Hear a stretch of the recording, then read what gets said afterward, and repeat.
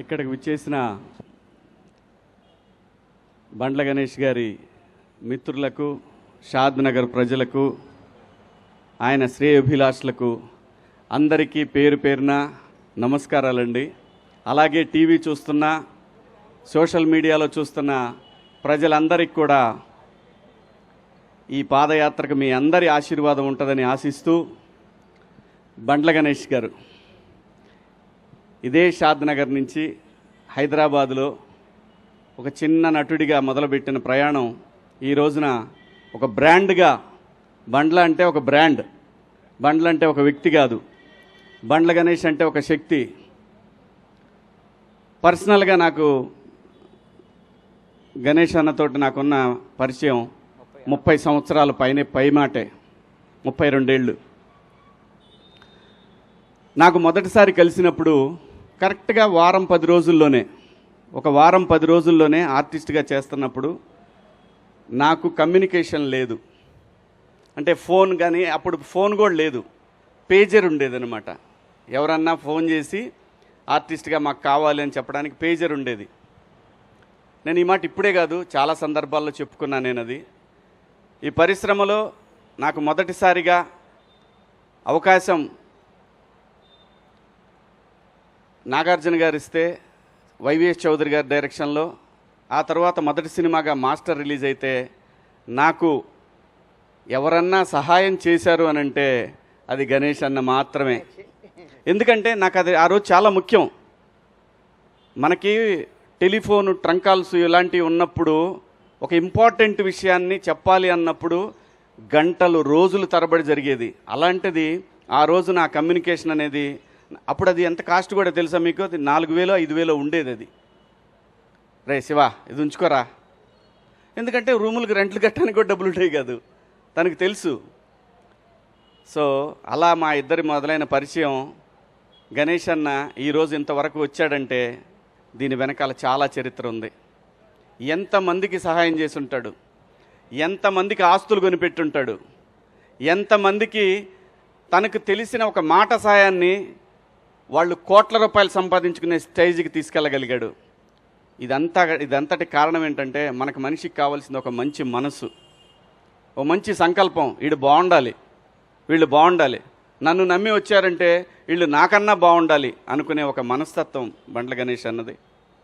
అలాగే చంద్రబాబు గారి విషయంలో అసలు పార్టీలతో సంబంధం లేదు. గణేష్ అన్న అందరవాడు. స్వతహాగా తన కాంగ్రెస్ అభిమానం చెప్పి ముందు నుంచి ఆయన చెప్పాడు, అది మనందరం చూసాం. ఇప్పుడు చెప్తాడు, రేపు చెప్తాడు. మాట మార్చే రకం కూడా కాదు. ఒకవేళ తప్పు చేస్తే లేదు లేబ్బాయి పొరపాటు అయిపోయిందని చెప్పే రకం. అది ఎవరికి ఉంటుందంటే ఒక నిజాయితీపరుడికి మాత్రమే అటువంటి లక్షణం ఉంటుంది. తప్పు జరిగినప్పుడు క్షమాపణ చెప్పడం తప్పు కాదు, పొరపాటు జరిగినప్పుడు నేను మన్నించండి అంటాం తప్పు కాదు. అలాంటి ఒక మంచి మనిషి అంటే బండ్ల గణేష్ గారు. ఏదో ఇప్పుడు చంద్రబాబు గారు ఎందుకు అనుకోవాలి అసలు చంద్రబాబు నాయుడు గారి గురించి? ఆయనకి చంద్రబాబు నాయుడు గారు చేసిందే ఉంది, ఏమీ లేదు. కానీ సమాజానికి చేసిన దాన్ని తన గుండెల మీదకి తీసుకొని ఇన్ని కోట్ల మందికి జీవితాలను ఇచ్చిన మహాన్ మనిషి జైల్లో ఉండటం ఏంటనేది ఆయన మనసులో పడింది. ఆ రోజున పడి ఒక ఏదైతే మనకి కృష్ణా గోదావరి నదులు ఒక చిన్న డ్రాప్తోనే మొదలవుతాయి, అలాంటి ఒక డ్రాపు ఒక మహా ఉద్యమంగా మార్చగలిగాడు. ఆ మహా ఉద్యమమే ఆ నాయకుడు చంద్రబాబు గారు బయటికి రావడానికి అంతమంది జనాలు, అన్ని కోట్ల మంది జనాల యొక్క ఒక వైబ్రేషన్ ఆయన బయటికి రావడానికి కారణమైంది. ఆ కృతజ్ఞత భగవంతుడికి ఏదైతే తను మాట ఇచ్చాడో, మా నాయకుడు ప్రజల మనిషి బయటికి రావాలని కోరుకున్నాడు. ఆ కోరిక మేరకు ఆ భగవంతుడు కరుణించి ఆ రోజున బాబు గారికి బెయిల్ రావడం, బయటికి రావడం.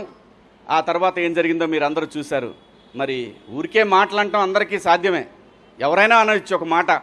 కానీ తన అన్న మాట ప్రకారం ఈ రోజున షాద్ నగర్ నుంచి, అంటే తనకి ఏదైతే తన జీవితం మొదలైన ఈ ప్లేస్ నుంచి వెంకన్న దగ్గరికి మొదలుపెట్టాడు ఈ ప్రయాణం. ఇవాళ తను ఒక 40-50 మందితోటి మొదలు పెడుతున్నాడేమో, కానీ ఇది అక్కడికి వెళ్ళేసరికి ఒక మహాసముద్రంలాగా మారిద్ది. మనందరం చూస్తాం. నేను కూడా వస్తాను నీతో అన్నాడు. నువ్వు కాదబ్బాయి, నువ్వు అక్కడ దాకొద్దు, నువ్వు బయలుదేరే దగ్గర ఉంటే చాలు అని అన్నాడు. ఎందుకంటే ఇది తను చేసేది దేని గురించి? తనకేం లాభం లేదు, దీంట్లో తనకు వచ్చేది లేదు. డైరెక్ట్గా నా ఇక్కడి నుంచి బస్కి వెళ్ళిపోయి శుభ్రంగా ఫ్లైట్కి వెళ్ళిపోయి దర్శనం చేసుకొని రావచ్చు. ఈజీ, చాలా ఈజీ. మాట ఇచ్చాడు, భగవంతుడి దగ్గరికి వెళ్ళాడు, దండం పెట్టుకున్నాడు, థ్యాంక్స్ చెప్పాడు, ఇది ఓకే. కానీ అలా కాదు. తను ఏదైతే అనుకున్నాడో అనుకున్న మాటని మాట మీద నిలబడాలి అనేది ఒక సంకల్పం ఏదైతే ఉంటుందో ఆ మనిషి ఇప్పుడు మనం చూస్తున్న ఈ బండ్ల గణేష్ గారు ఇంకా ఎక్కడో చూస్తాం, మనం ఇంకా వేరే లెవెల్లో చూస్తాం. ఏ మనిషికైనా అంతేనండి, నాట్ ఓన్లీ బండ్ల గణేష్ గారు, ఎవరైనా సరే ఇక్కడ నిజాయితీ ఉండాలి. ఇక్కడ నిజాయితీ ఉంటే నేచర్ మనతో వస్తుంది, సమాజం మనతో వస్తుంది. అలా గణేష్ అన్న ఈరోజు మొదలుపెట్టినటువంటి ఈ ప్రయాణం మనం చివరి వరకు కూడా వెంకన్న తోడుగా యావత్ 2 రాష్ట్రాల తెలుగు ప్రజలు ప్రపంచంలో ఎక్కడైతే ప్రపంచవ్యాప్తంగా ఒక ఉద్యమాన్ని క్రియేట్ చేయగలిగాడో ఆ రోజున ఆ ప్రపంచవ్యాప్తంగా ఉన్న తెలుగు ప్రజలందరి ఆశీస్సులు గణేష్ అన్నకుంటాయి. మా అందరి అభిమానంతో ఆయన ఎటువంటి అడ్డంకులు లేకుండా స్వామివారి దగ్గరికి ప్రయాణిస్తాడు. స్వామివారి దర్శనం రోజున ఖచ్చితంగా ఎక్కడున్నా సరే నన్ను కూడా భగవంతుడు అక్కడ దాకా తీసుకెళ్లాలని కోరుకుంటున్నాను. ఖచ్చితంగా గణేష్ అన్న థ్యాంక్ యూ. నీ మంచి మనసు, నీ నిజాయితీయే నిన్ను నడిపిస్తూ ఉంది. ఎక్కడ గణేష్ అన్న నాకు ఆ రోజు 32 ఏళ్ల క్రితం తలుచుకుంటే అసలు ఎలా మారిపోతుంది జీవితం అంటే సంకల్పం అండి. ఏ మనిషికైనా సరే నాకు అది కావాలి, ఆ టార్గెటెడ్గా నిజాయితీగా పనిచేస్తే దానికి బండ్ల గణేష్ అన్న అవ్వచ్చు. బండ్లు అనేది ఒక బ్రాండ్. ఈ బ్రాండు కలకాలం చిరకాలం 10 మందికి సాయపడుతూ ఉండాలని మేమందరం నీ వెనకాల ఉంటామని ఆ భగవంతుడిని కోరుకుంటూ థ్యాంక్ యూ అన్న. All the best. Happy journey.